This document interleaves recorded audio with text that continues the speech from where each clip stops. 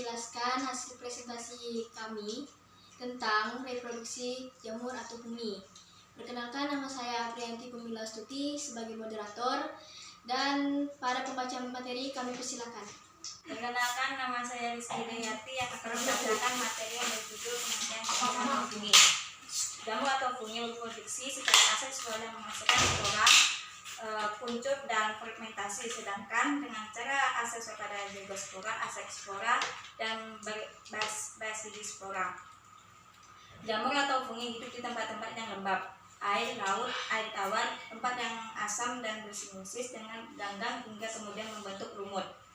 Jamur atau fungi adalah sel eukariotik yang tidak memiliki klorofil, tumbuh sebagai hifa, memiliki dinding sel yang mengandung kitin, ekstraseluler ke lingkungan melalui spora, dan melakukan reproduksi secara aseksual dan aseksual. Terus selanjutnya, produksi jamur atau fungi. Secara umum reproduksi jamur dibagi menjadi dua tipe, yaitu 1. Reproduksi aseksual, 2. Reproduksi seksual. Reproduksi jamur uniseluler secara aseksual adalah membentuk tunas, terus membentuk spora, dan seksual membentuk spora aseksual. Spora aseksus. Reproduksi jamur multiseluler secara aseksual adalah fragmentasi menghasilkan spora aseksual, dan seksual menghasilkan inti jantan dan inti betina bertemu akhirnya membentuk spora aseksual atau spora basidium. Perkenalkan, nama saya Novi Febrianti. Di sini saya akan menjelaskan cara reproduksi jamur secara seksual.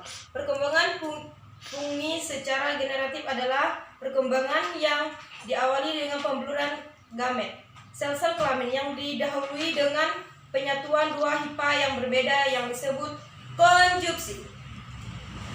Berdasarkan genetik, proses ini dapat dikelompokkan sebagai gami, anasomi, ogomi, dan spermatasi. Yang kedua, cara reproduksi jamur fungi secara seksual generatif. Igogomi yaitu pembuluran dua gamet yang sama bentuk dan ukurannya, yaitu gamet-gamet tersebut tidak sama ukurannya. Agogomi itu pembuluran dua gamet disebut berbeda adalah bentuk dan ukurannya. Ovum yang dihasilkan dalam oknum dibuahi oleh agomatik yang dibentuk dalam anterdium. Saya Susana, saya akan membacakan materi selanjutnya. Cara reproduksi jamur yang kedua yaitu secara seksual atau vegetatif. Cara reproduksi yang paling sederhana adalah dengan pembentukan tunas yang terjadi pada jamur uniseluler. Misalnya pada ragi, bisa dilihat kami ada mencantumkan gambar. Pada reproduksi dengan cara ini, jamur membentuk semacam sel berukuran kecil yang kemudian tumbuh menjadi sel ragi dengan ukuran sempurna yang akhirnya terlepas dari sel induknya menjadi individu baru. Selain dengan tunas, reproduksi aseksual juga dapat terjadi dengan parmagentasi dan spora aseksual. Fragmentasi adalah pemotongan bagian-bagian hifa yang setiap potongan tersebut dapat tumbuh menjadi hifa baru. Reproduksi jamur secara fragmentasi diawali dengan terjadinya pemisahan hifa dari sebuah miselium atau hifa tersebut akan tumbuh menjadi hifa baru. Cara reproduksi spora aseksual. Spora aseksual adalah spora yang dihasilkan dari pembelahan semacam mitosis. Pembentukan spora aseksual pada jamur terjadi melalui spora yang dihasilkan oleh hifa tertentu. Spora tersebut merupakan sebuah sel reproduksi yang dapat tumbuh langsung menjadi jamur. Hal ini mirip dengan perkecambahan biji pada tumbuhan tingkat tinggi. Baik, perkenalkan, nama saya Agustina Pujiani. Di sini saya akan menjelaskan materi selanjutnya. Klasifikasi jamur terdiri dari 5 divisi, yaitu yang pertama divisio Homocutina. Reproduksi seksual dengan cara oogami yang melibatkan penggabungan satu oosfer atau disebut dengan gamet betina. dengan cara gamet jantan yang terbentuk dalam atridium menghasilkan ospora. Sedangkan reproduksi seksual terjadi dengan membentuk zoospora yang dihasilkan dalam sporanium. Hifa fungi adalah hifa non-spektat atau disebut dengan tidak bersepta. Contohnya, Phytodora inspectans menyebabkan penyakit pada tanaman kentang, coklat, dan banyak yang lainnya. Sedangkan Sparlagonia yaitu fungi yang sering ditemukan pada bangkai serangga. Fungi ini adalah contoh Sapropit pitium. Fungi tersebut dapat menyebabkan penyakit busuk pada kecambah atau tembakau, kina, bayam, dan nanas. Fungi ini mudah menyerang pada persemaian yang tanahnya sangat lembab. Yang B, Divisio Zygomycotina. Reproduksi seksual dengan cara konjuksi yang melibatkan fungsi dua gamet menghasilkan zigospora. Reproduksi aseksualnya dengan menghasilkan spora yang terkandung dalam conidium atau sporanium. Hifa dari fungi ini sama halnya dengan tidak bersepta atau disebut non-septa. Hifa relatif besar dan berkembang baik dengan miselium yang bercabang-cabang. Pada umumnya hidup terestrial. Contohnya Rhizopus dan Nucor. Keduanya mempunyai struktur dan penampilan yang hampir sama. Hanya pada Rhizopus dengan ditemukan adanya percabangan hifa khusus yang menembus substrat yang menyerupai akar disebut dengan rhizoid. Yang C, Divisio Ascormycotina. Pembiakan seksual dengan menghasilkan spora yang disebut dengan ascospora, yaitu spora seksual yang dihasilkan dalam suatu struktur khusus yang disebut dengan ascus. Reproduksi aseksual dilakukan dengan menghasilkan conidia. Conidia adalah spora yang dibentuk pada ujung hifa khusus yang disebut dengan conidiophore. Hifanya bersepta. Kelompok ini meliputi ragi, bermacam-macam kapang, bahkan beberapa cendawan. Contohnya Penicillium. Spesies ini juga dikenal sebagai penghasil bahan antibiotik, penisilin, Pidria hotai, sebagai penyebab infeksi rambut pada manusia yang dinamakan indera hitam. Candida albicans yang menimbulkan suatu keadaan yang disebut dengan candidiasis, yaitu penyakit pada selaput lendir, mulut, vagina, dan saluran pencernaan. Dan Scarmotus cerevisiae. Inilah gambar Aspergillus sp dan gambar daur hidup Ascomycotina.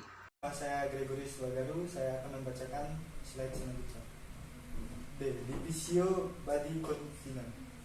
Divisio ini dicirikan dengan pembentukan spora seksual disebut badispora dan terbentuk pada struktur khusus seperti gada yang disebut badium.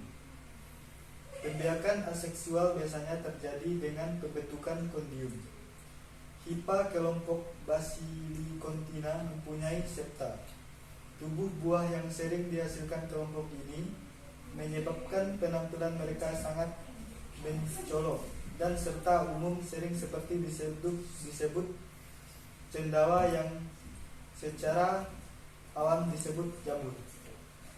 Kebanyakan hidup sebagai sesrotif.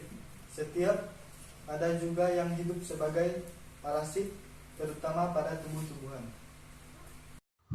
Contohnya adalah jamur merang atau Volvariella, Valvopchaeae, jamur Psittaceae, atau Lentinus sendodes, atau jamur tiram, Phlewodes.